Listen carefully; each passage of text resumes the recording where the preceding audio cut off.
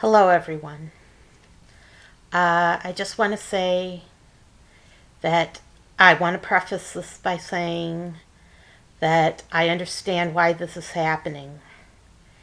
And I understand that people are very, very, very angry over the death of George Floyd. I am too.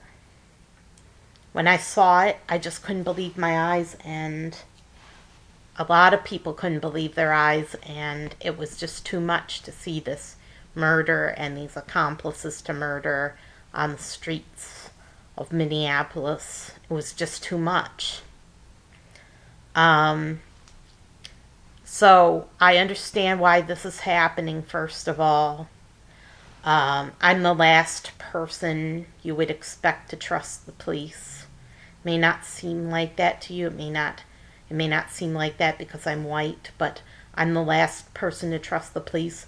I've had a gun pointed at me before. I've had a police officer pointing a gun at me, aiming a gun right at me. He was at a distance, but he was aiming his gun right at me. I've had police tell me very sarcastically and very nastily to get over being molested by my father, even though he was sending predatory private investigators after me to harass me everywhere I go. Had even sent an assassin after me. The police told me just get over it, and were very nasty about it. I've had a police officer trying to provoke me to action during a time when I was having a psychotic episode. He was stepping up on the seat next to me and leaning and going back and forth, putting his foot up and down, up and down, up and down on the seat next to me, trying to provoke me to action, to try to get me either killed or locked up when I was having a psychotic episode. And I asked him very nicely to stop. But that was while I was having a psychotic episode. I had asked him to stop. And he did this on purpose to try to provoke me to get me killed while I was having a psychotic episode. And if I had been off the deep end, if I hadn't had my wits about me, I would have wound up dead. So, police are bad. They're very bad. All my experiences with police have been negative.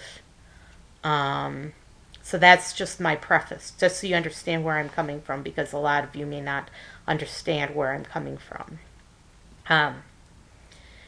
So I understand the anger. I understand the anger at police. I understand the desire to get even with someone or something or anything because of what's happened. I understand the protesters, and I totally understand peaceful protest. And I can even understand the rioting and the looting, because people are crying for help, and they're upset, and they wonder why there's so much racism. They wonder why there's so much anguish, and they're just trying to get even with somebody. I don't believe rioting is the way to go about that. I don't think that's a good idea. And I've mentioned a few reasons the other day, so just watch my video from the other day if you want some of the reasons. Now, I have some news to report to you. Two lawyers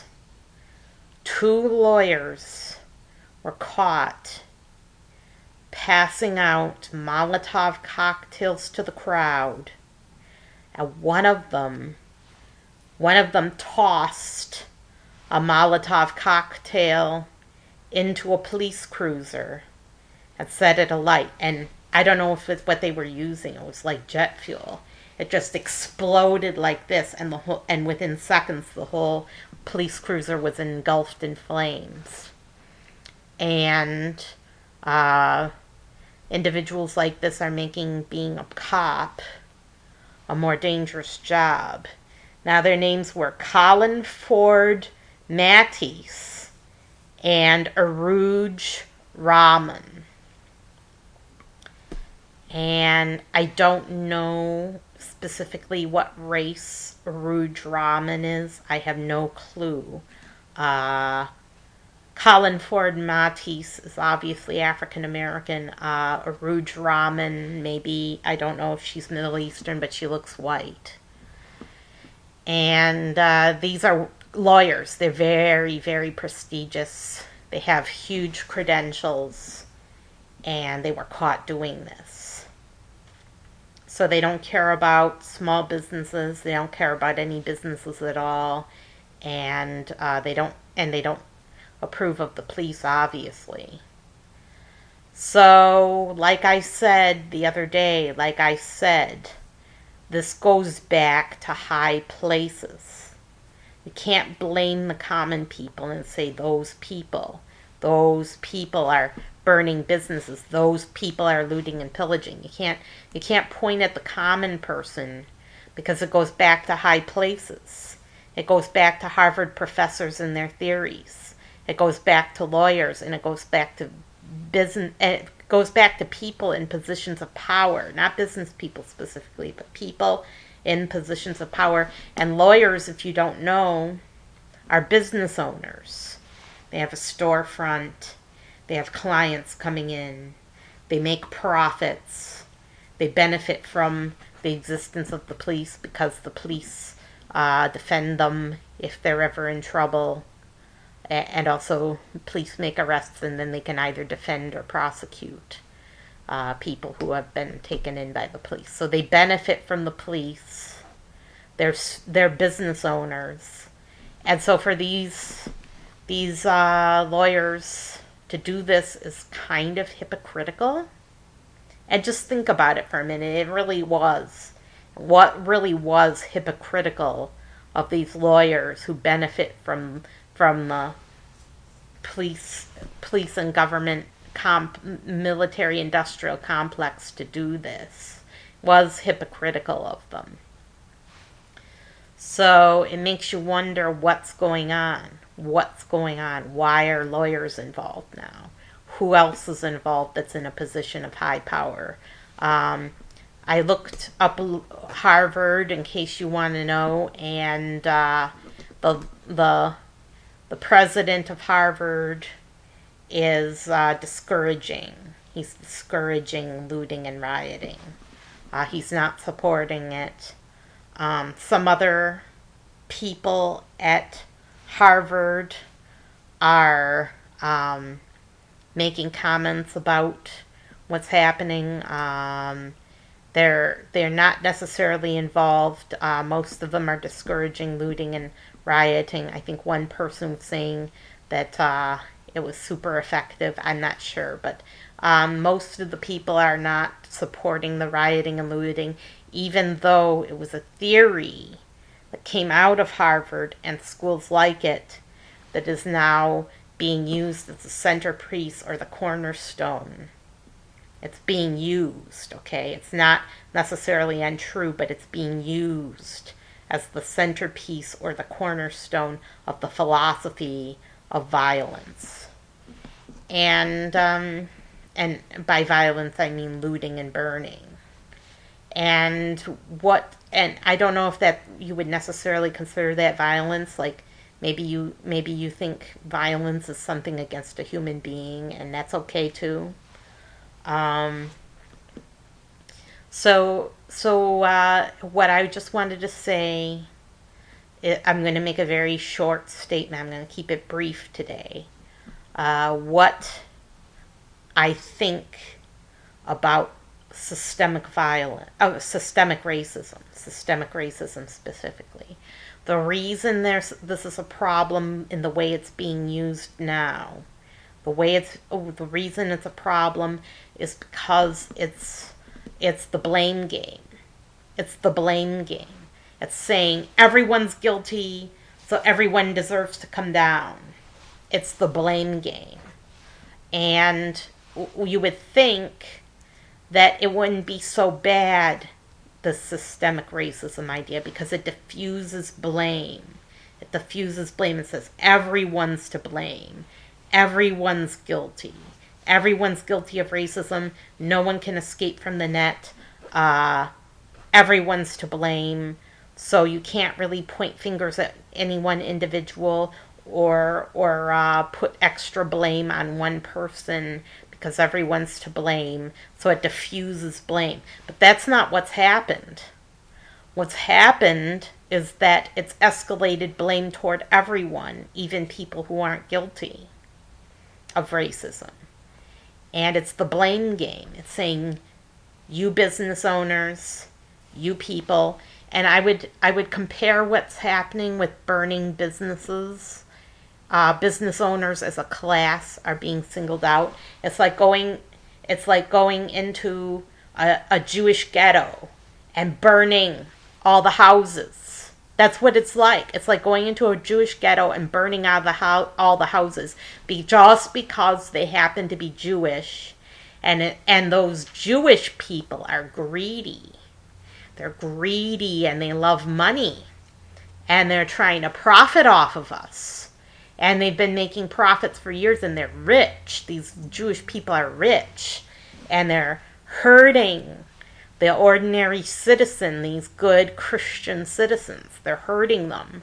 And these Jews really deserve it. They deserve to have their houses burned to the ground. That's what's happening. That's really what it's like. It's like a form of racism, only it's class warfare. It's classism. And business people as a class are being singled out and labeled as racists, and that's being used to justify burning their businesses. And there's more happening. So systemic racism is the blame game, and everyone is considered ultra guilty, and they're guilty before they're proven innocent. So they're being targeted as a group. Everyone is being targeted as a group. A whole class is being targeted as a group. They're being tried in the court of public opinion. They're guilty before proven innocent. And this is why we have rule of law, and this is why we try people as individuals rather than as a group. We try people as individuals rather than trying them as a group, and they're innocent before they're proven guilty for a reason. That's because when you do it the other way, you're a mob. You're an angry mob that's looting and burning and destroying and, yes, even lynching because of your opinions. Because of your opinions, it's like a lynch mob. Only the lynch mob is targeting business owners. And, okay, so I just wanted to get that out of the way. It's a lynch mob. The way that systemic racism is being used to justify a lynch mob, or basically arson, mass arson, a burning of the ghetto. But it's not the Jewish ghetto. It's a ghetto of businesses, of small businesses and minority-owned businesses that's being burned. And so what's happening now is that there's now everyone, and I can say now with conviction that everyone is out there. There's vigilantes defending these businesses with guns. Now there's militiamen roaming the streets with guns defending businesses. So everyone's out there, and it's not safe anymore because guns are at play. It's not safe to be looting and burning. And it's not safe to be out on those streets because there's bullets flying everywhere now. And so I wanted to know more. So I did a search, and I found a website. It's Crime, T-H-I-N-C. Crime, T-H-I-N-C, in case you're interested to see what's really going on. Some of the people who are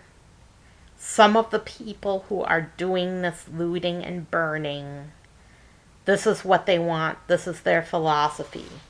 First of all, they're anarchists because they want to bring down the government.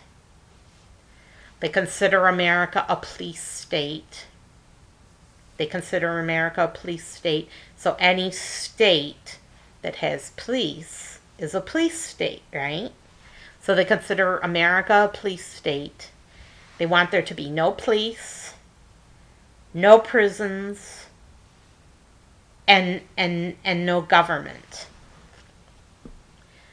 They oppose capitalism.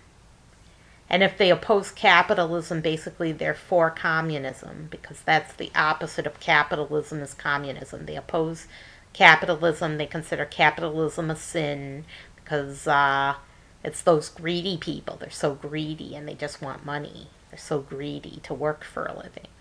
So these greedy people who are working for a living and creating jobs and providing goods and services are evil, and they deserve to be brought down, and they want communism. They want everything owned in common. They want people to work hard every single day to bring them food for free. And they